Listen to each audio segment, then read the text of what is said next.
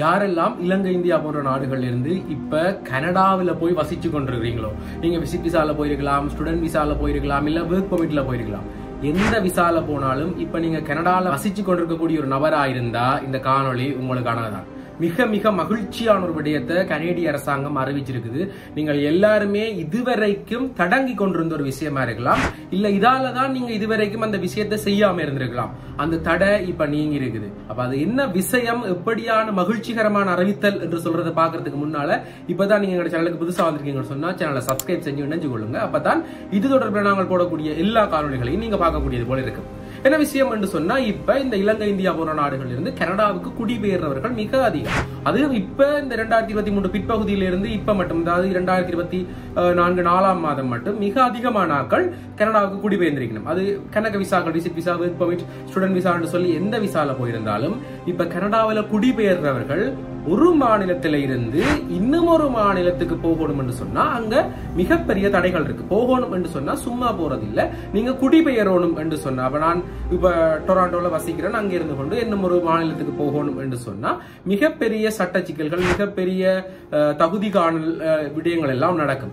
ஆனா இப்ப கனடா அரசு என்ன சொல்லியிருக்குன்னு சொன்னா, நீங்கள் இன்னும் ஒரு மாநிலத்திலிருந்து இன்னும் ஒரு மாநிலத்துக்கு நீங்கள் குடிபெயரணும், அங்க போய் வசிக்கணும் என்று சொன்னா IELTS என்று சொல்கிற ஆங்கில பரீட்சை தகமை தேவையில்லை என்று சொல்லி இருக்கு. இவ்வளவு காலம் அப்படின்னு சொன்னா கட்டாயம் ஆங்கிலம் அல்லது பிரெஞ்சு, அவர்களுடைய மொழியான பிரெஞ்சில நாங்கள் தேர்ச்சி பெற்றிருக்கணும். அப்ப எல்லாருக்குமே பிரெஞ்சு கஷ்டம் என்று சொல்லபடியா நாங்கள் எல்லாரும் என்ன செய்யறாங்கன்னு சொன்னா IELTS, அதாவது international English language testing system என்று சொல்கிற IELTS அந்த ஆங்கில பரீட்சையை தோற்றி எல்லாருமே அந்த இடங்களுக்கு குடிபெறாங்க. ஏன் அப்படி குடிபெறன்னு சொன்னா, உதாரணமா சனத்தொகை கூடின மாநிலங்களை விட அங்க இருக்கக்கூடிய இந்த ப்ரொவின்சியல் நோமினி புரோகிராமால தான் இந்த செயற்திட்டம் வந்து முழுக்க முழுக்க கொண்டு வரப்பட்டிருக்கு. ஏன் என்று சொன்னா, ஒரு குறிப்பிட்ட இடங்கள்ல மட்டுமே சனத்தொகைகள் பெருக்கம் கூடிக்கொண்டிருக்கிறதால நாங்கள் எல்லா இடத்துக்கும் அதை கொண்டு வரணும் என்றதுக்கான கனடா அரசு என்ன செய்யுதுன்னு சொன்னா, உதாரணமாக நோவா ஸ்கொட்டியா போன்ற மாநிலங்களுக்கு எல்லாம் இந்த இலகுவில PR கொடுக்கிறார்கள். நாங்கள் ஒரு கொஞ்ச காலம் வசிச்சாலே காணும் அங்க PR எடுத்துக்கொள்ளக்கூடிய தகுதிகள் எங்களுக்கு வந்துவிடும். அப்படி இருக்க அந்த மாநிலங்களுக்கு நாங்கள் போகணும் என்று சொன்னா இதுவரை காலமே இந்த IELTS என்று சொல்கிற அந்த ஆங்கில பரீட்சை தடையா இருந்தது. இனி அந்த ஆங்கில பரீட்சை தடையா இருக்க போறதில்லை. ஏன்னு சொன்னா கனடா அரசு அறிவிச்சிருக்குது, நீங்கள் நீ மாறணும் என்று சொன்னா நீங்கள் அதுக்கான மற்ற தகுதிகள், வேலைக்கு விண்ணப்பிச்சு போறீங்கடா, வேலை பல்கலைக்கழகங்களுக்கு விண்ணப்பிச்சு போறீங்கடா பல்கலைக்கழகங்களுக்கு, ஆனா இந்த ஆங்கில பரீட்சை தேவையில்லை என்று சொல்லி அறிவிச்சாச்சு. அப்ப இதெல்லாம் மிக மிக மிக பெரிய மகிழ்ச்சிகரமான விடயமா இருக்க போது.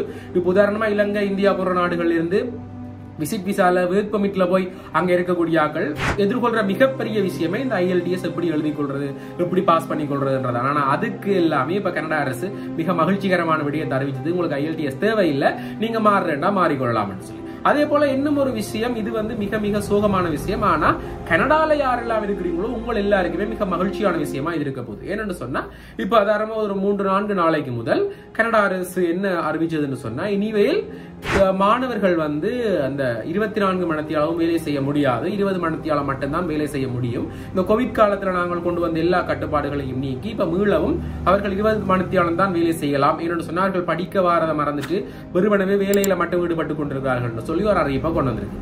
அப்ப இது வந்து யாரெல்லாம் படிக்க போயிருக்கணுமோ அவர்களுக்கு மிகப்பெரிய ஒரு பேரடியான செய்தியா இருக்க போது. என்னன்னு சொன்னா, உண்மைக்கும் அவர்கள் படிச்சு கொண்டு அவர்களோட வீட்டு வாடகை கட்டணும், போக்குவரத்து செலவு பார்க்கணும், அவர்களுடைய செலவு பார்க்கணும். அதே போல அவர்கள் இங்க இருந்து கடன்களை வாங்கி போயிருக்கக்கூடியார்கள் சொன்னா அந்த கடனும் கட்ட வேண்டிய நிர்பந்தத்தில் இருப்பினும் அப்படிப்பட்டவர்களுக்கு இது ஒரு கவலையான செய்தியா இருந்தாலும் கூட, கனடாவில் இருக்கக்கூடிய மக்களுக்கு, அதாவது கனடாவில் பிறந்து வளர்ந்து கொண்டிருக்கக்கூடிய ஆட்களுக்கு கூட இது மிகப்பெரிய மகிழ்ச்சியான செய்தி. ஏன்னு சொன்னா, இப்ப அங்க இந்த வேலை வாய்ப்பு நெருக்கடி மிகவும் குறைவடைய போகுது. என்னன்னு சொன்னா, இந்தியா போன்ற நாடுகள், இலங்கை போன்ற நாடுகள் இருந்து மாணவர் விசால கனடாக்கு வாரவர்கள் தான் அதிகம்.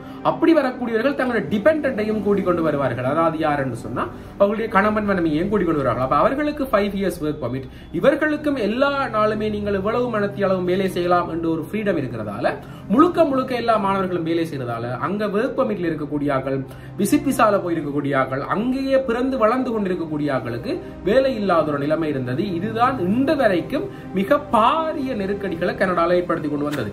எல்லாருமே கூறுற மிகப்பெரிய விஷயம் கனடால வேலை இல்ல வேலை இல்ல வேலை இல்ல என்றதான். அப்ப அதற்கான காரணம் என்னன்னு சொல்லி தேடி பார்த்தா இதுதான் பிரதான காரணமா இருக்க போகுது. என்னன்னு சொன்னா, போராக்கள் எல்லாருமே வேலைகளை தேடி போறோம். அப்படி போறதும் எல்லாருமே கணக்க வேலைகள் செய்யறதால அங்க வேலை வாய்ப்பு பிரச்சனை இருக்குது, சம்பளங்கள் பிரச்சனை இருக்குது, பொருளாதார நெருக்கடி சிம்பிளா ஏற்பட்டுரும்.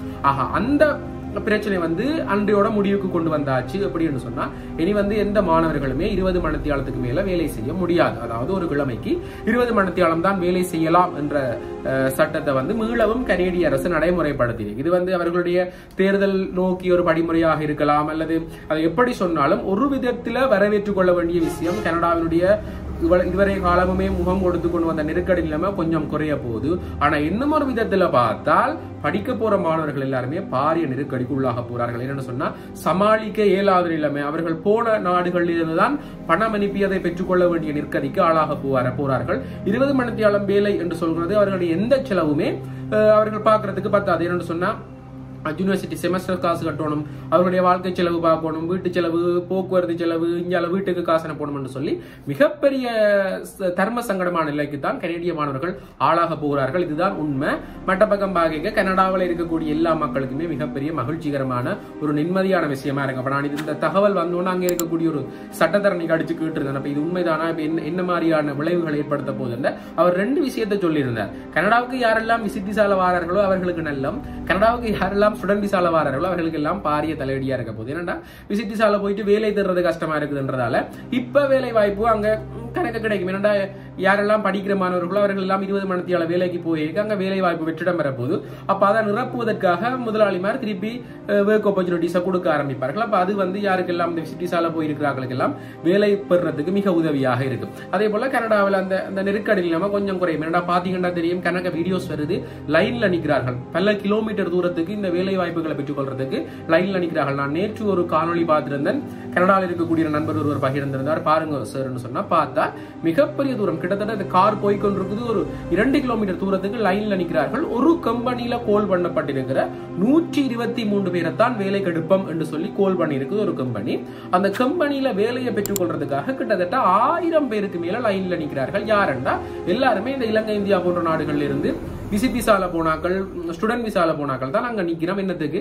இதை ஒர்க் பெர்மிட்டா மாத்தி கொள்றதுக்கு, அல்ல அங்க ஒரு வேலையை எடுத்துக் கொள்றதுக்காக.